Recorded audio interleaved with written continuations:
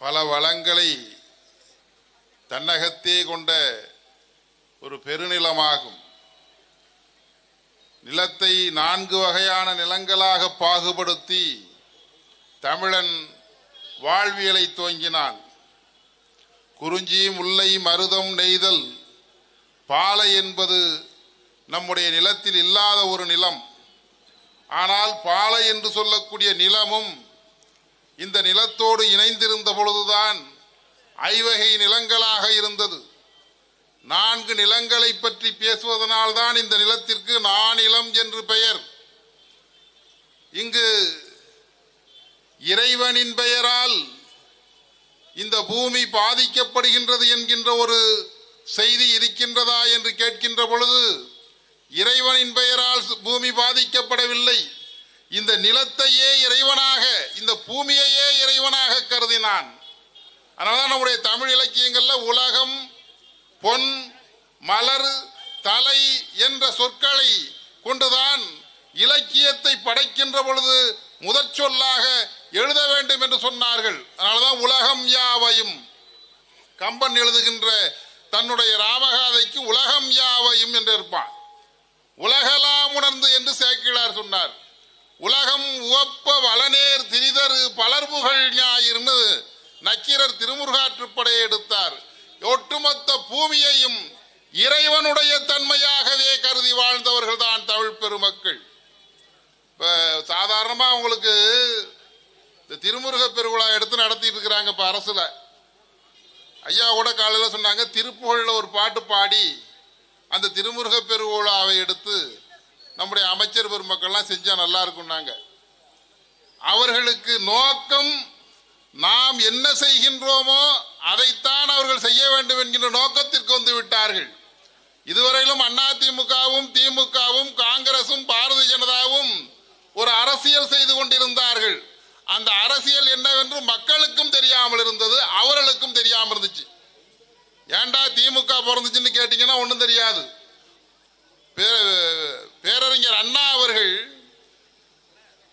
தந்தை பெரியார் அவர்கள் திருமணம் செய்து கொண்டார் என்ற காரணத்திற்காக கட்சியை உருவாக்குகின்றார். அப்போ அவர் சொல்றார், அது முழுக்க முழுக்க நாத்திகவாதமாக இருந்த திராவிடர் கழகம் திராவிட முன்னேற்ற கழகமாக மாறுகின்ற பொழுது ஒன்றே குலம் ஒருவனே தேவன் என்ற சொல்லை எடுத்து தனக்கு வைத்துகிறார். அப்ப அந்த சிந்தனை, அந்த தத்துவம், சித்தாந்தமானது கெட்டு போய் விடுகின்றது, செத்து போய்விட்டது. திராவிட சித்தாந்தத்தை கொன்றார். கொன்றுதான் அந்த திராவிட முன்னேற்ற கழகம் உருவானது. ஆனால் நாம் அப்படி அல்ல. இங்கு இருக்கக்கூடிய உயிர்கள், புல், பூண்டு, பறவை, விலங்குகள், மனிதர்கள், இதற்கு மேலும் அல்லாமல் இயற்கை வளங்களாக இருக்கக்கூடிய நில வளம் அத்தனையுமே போற்றி பாதுகாக்கக்கூடிய ஒரு உணர்வுடைய மக்களாக, வழிபடக்கூடிய ஒரு உணர்வுடைய மக்களாக நம்முடைய மக்கள் ஆதி காலம் முதல் இன்று வரையிலும் வாழ்ந்து கொண்டிருக்கின்றார்கள். அந்த மிகச்சிறந்த நிலத்தை பாதுகாக்க வேண்டும் என்கின்ற நோக்கம் நமக்கு அத்துணை பேருக்கும் உருவாக வேண்டும். இன்னைக்கு ஒரு கல்யாண வீட்டுக்கு போனீங்கன்னு வச்சுக்கோங்க, ஒரு 1000 பேர் சாப்பாட்டுக்குன்னா 1000 பாட்டில் தண்ணி பாட்டில் கொண்டாரான். 3 வேளை சாப்பாட்டுக்கு 3000 பாட்டில் தண்ணி பாட்டில். அதுக்கு ஆகிற செலவு பார்த்தீங்கன்னா ஒரு 15000 ரூபா. இது 15000 ரூபா செலவானாலும் அந்த தண்ணி பாட்டில்கள், போத்தல்கள், அந்த பிளாஸ்டிக் இருக்கு பாருங்க, நெகிழிகள், அது குப்பை கூலங்களாகவே கிடைக்கின்றது. ஒரு காலத்துல தண்ணி நம்ம வீட்டு கொள்ளையில ஊர்னுச்சு. ஊர்ன தண்ணியை இறைச்சி குடிச்சோம். ஒரு திருமணத்துக்குன்னா ஒரு கேணி தண்ணியை இறைச்சி திருமணத்துக்கு செலவு பண்ணிக்கிட்டான். ஆற்றிலும் குளத்திலும் விவசாயத்திற்கு பயன்படுத்தியோடு மட்டுமல்லாமல் மனிதன் வாழ்வதற்கு ஆதாரமாக பயன்படுத்தி கொண்டான். இன்றைக்கு தண்ணீரை விலை கொடுத்து வாங்கக்கூடிய நிலைமையில் நாம் இருக்கின்றோம். ஒரு ஊராட்சி மன்றத்தில் ஒரு பெரிய டேங்க் வச்சிருக்கிறான். அங்க 5 ரூபா காசு போட்டீங்கன்னா 20 லிட்டர் 25 லிட்டர் தண்ணி ஊத்துது. இன்றைக்கு இந்த 20-25 லிட்டர் 5 ரூபா போட்டு எடுக்கிற நீனு இன்னும் சில ஆண்டுகள் கழித்து, சில மாதங்கள் கழித்து 50 ரூபா 100 ரூபா போட்டு அந்த தண்ணீரை பிடிக்கக்கூடிய நிலை வரப்போகின்றது.